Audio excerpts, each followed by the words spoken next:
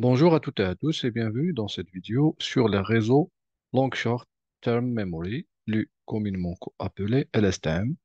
Aujourd'hui, nous allons explorer comment les LSTM améliorent les capacités des réseaux de neurones récurrents classiques, RNN, en résolvant certains de leurs principaux défis, notamment les problèmes de vanishing gradients.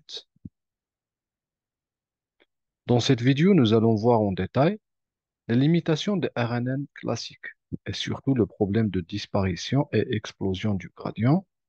Par la suite, nous allons explorer comment les LSTM fonctionnent pour améliorer la mémoire séquentielle et comment ils peuvent gérer les mémoires à court et à long terme.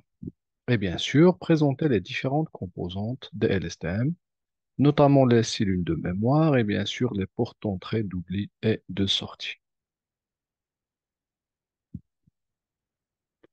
Avant de se lancer dans les architectures LSTM, il est très recommandé de bien comprendre les réseaux de neurones récurrents RNN.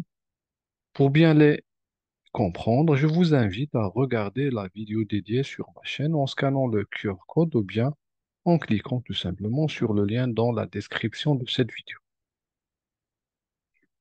Qu'est-ce qu'un réseau de neurones récurrents? RNN est un type de réseau de neurones artificiels doté d'une mémoire pour se rappeler des informations. Cette mémoire est représentée sous forme de connexions récurrentes entre les neurones ou unités de neurones. Ces connexions peuvent former un cycle récurrent, d'où le terme récurrent dans RNN. Les RNN sont conçus pour traiter les données séquentielles telles que les séries temporelles ou des phrases. Un RNN est constitué de cellules récurrentes où chaque cellule prend en entrée à chaque étape la concaténation de la donnée actuelle de la séquence et l'état caché ou bien mémoire de l'étape précédente. L'état caché est mis à jour à chaque étape en fonction de l'entrée actuelle et de l'état caché précédent. Et la sortie sera copiée ou bien dupliquée vers la sortie à l'instant t et vers l'état caché à l'instant t plus 1. L'équation de l'unité récurrente de base pour un RNN à l'instant t, qui est l'équivalent à l'état caché, est définie comme sur le slide. Et la valeur de sortie à l'instant t, c'est-à-dire yt, est calculée en fonction de la valeur d'activation A à l'instant t. Le RNN classique souffre de deux problèmes majeurs. Les gradients peuvent devenir très grands, entraînant des mises à jour instables des poids. On parle alors de l'exploding gradient. Et surtout le vanishing gradient, où les gradients deviennent très petits au fur et à mesure que les erreurs sont rétropropagées dans le temps, ce qui empêche l'apprentissage de dépendance à long terme. Ces problèmes rendent les RNN classiques inefficaces pour les séquences longues. Prenons un exemple d'un réseau RNN de questions-réponses de type one-to-many. Le modèle a pour objectif de retourner la capitale d'un pays.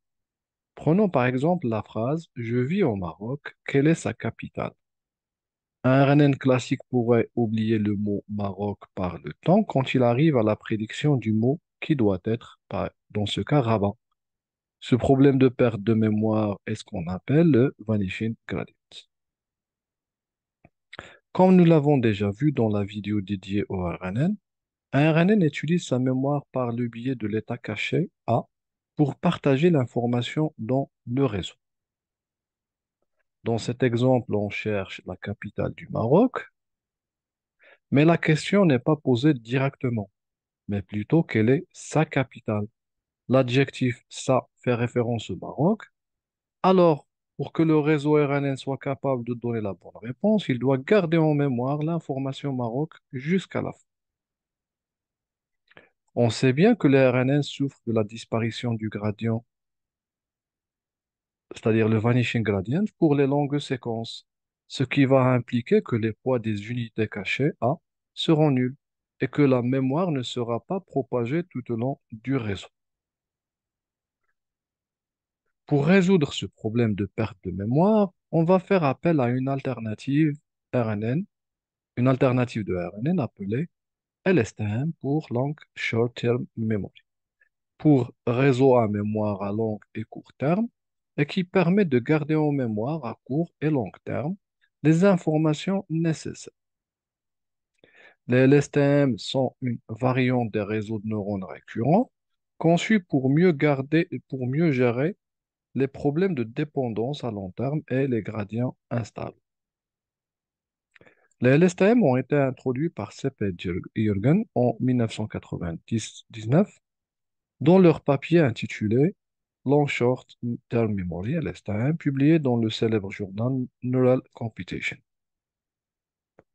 Les LSTM sont largement utilisés dans divers domaines tels que la traduction automatique, la reconnaissance vocale et le traitement du langage naturel NLP. Pour bien comprendre un réseau LSTM, je vais essayer de vous montrer ce qu'apportent les LSTM en RNN pour les rendre très puissants pour les séquences longues et surtout pour venir au bout du problème de disparition et explosion du gradient. Une cellule plutôt RNN est représentée comme sur le slide. La fonction tangente hyperbolique est souvent la plus utilisée comme fonction d'activation pour les états cachés A, qu'on peut noter aussi H pour le terme hidden state. Ici, j'ai simplifié l'équation en utilisant une seule notation pour la matrice de poids. WA et BA sont des matrices de poids et biais. Sepp et Jürgen se sont inspirés des systèmes de mémoire humaine qui peuvent retenir des informations sur des périodes prolongées et les oublier progressivement si ce n'est pas nécessaire. Ils ont cherché à créer une architecture qui imite cette capacité.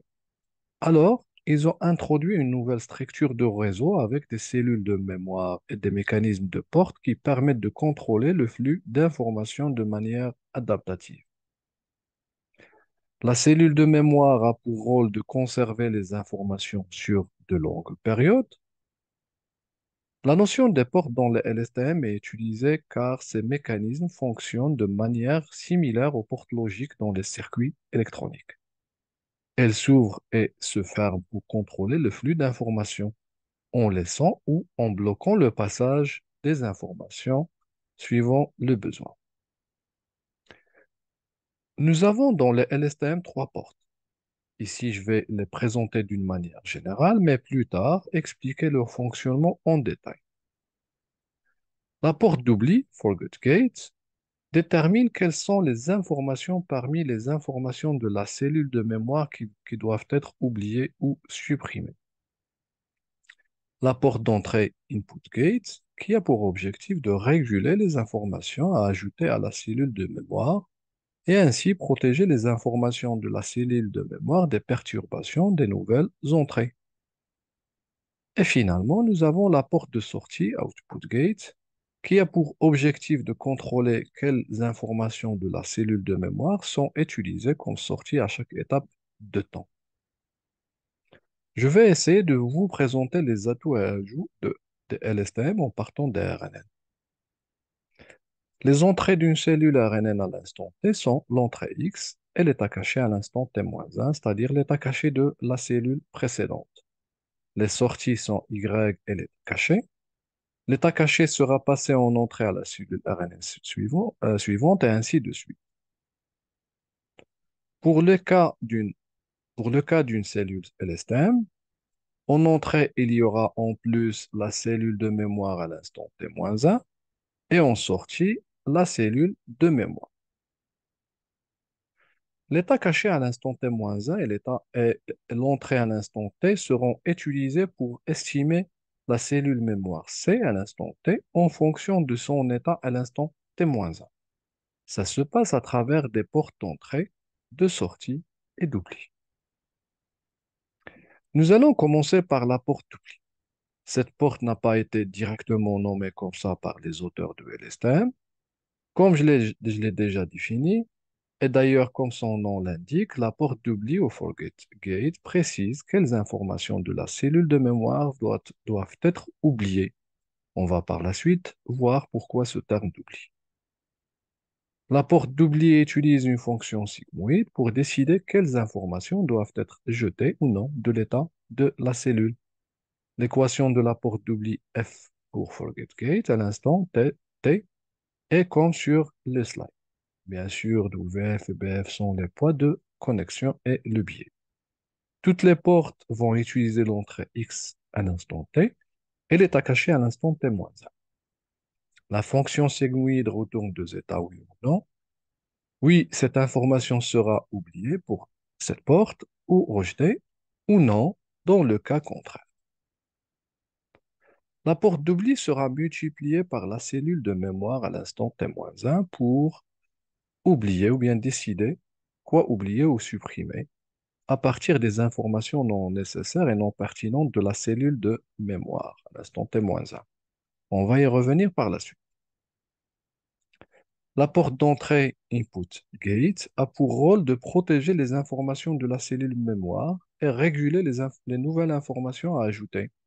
C'est-à-dire que nous allons d'abord estimer l'importance ou la pertinence d'une entrée par le biais de la porte d'entrée et après décider si elle doit être ajoutée à la cellule de mémoire ou non. L'équation de la porte d'entrée I à l'instant T comme sur le slide. Bien sûr, W et B sont les points de connexion et pi.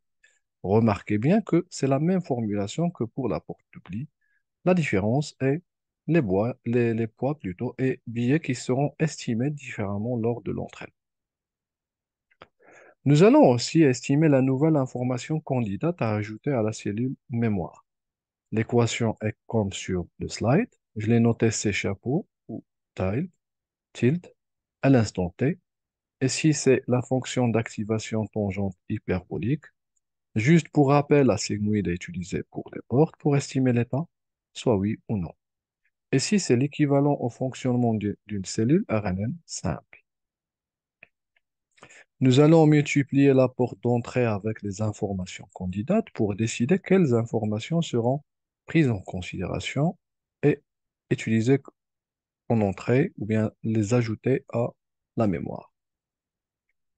Par la suite, nous allons mettre à jour la cellule de mémoire à l'instant T et qui est égale à la somme 2 du résultat de produit de la porte d'oubli avec la cellule de mémoire à l'instant T-1 et le résultat du produit de la porte d'entrée et des informations candidates. Comme ça, nous aurons les nouvelles informations à mémoriser et bien sûr en éliminant ou oubliant les informations non nécessaires. La dernière porte est la porte de sortie. Cette porte définit quelles informations de la cellule de mémoire sont utilisées comme sortie. L'état caché à l'instant T sera estimé par l'équation suivante, qui est le produit entre la porte de sortie et la tangente hyperbolique de la cellule mémoire. C'est l'équivalent à dire que la sortie et l'état caché, c'est l'information à envoyer en sortie, c'est-à-dire la prédiction à partir de l'état de mémoire. Pour les LSTM, la sortie est tout simplement l'état caché à l'instant T, contrairement au RNN où la sortie est calculée en fonction de la valeur d'activation à l'instant T. Pour une vue globale d'une cellule LSTM, nous avons en entrée trois informations, la nouvelle donnée, X, et la cellule de mémoire et l'état caché de la cellule précédente, AT-1 et CT-1. Nous avons trois portes, la porte d'entrée, porte d'oubli et porte de sortie. Ces portes sont utilisées pour décider des sorts des informations de la nouvelle entrée en fonction de la cellule précédente et les informations à envoyer en sortie. La cellule de mémoire dans les LSTM conserve l'état de la mémoire au fil du temps en combinant les informations oubliées de l'état de la cellule précédente avec les nouvelles informations de l'entrée actuelle, modulées par les portes d'oubli et d'entrée. La cellule de mémoire représente l'information à long terme. L'état caché est calculé en modulant l'état actuel de la cellule transformée par une fonction tangente hyperbolique avec la sortie de la porte de sortie. Il représente l'information à court terme et est utilisé comme sortie de la cellule LSTM pour chaque pas dans le temps. Pour les LSTM, la mémoire à long terme est sauvegardée dans les cellules de mémoire et la mémoire à court terme est sauvegardée dans l'état caché. Ici sont présentées trois cellules LSTM avec trois entrées X1, X2 et X3 et en sortie trois sorties Y1, Y2 et Y3. Les cellules de mémoire C sont des mémoires à long terme, les états cachés A sont des mémoires à court terme. La cellule de mémoire plutôt et l'état caché à l'instant 0 sont généralement égales à 0.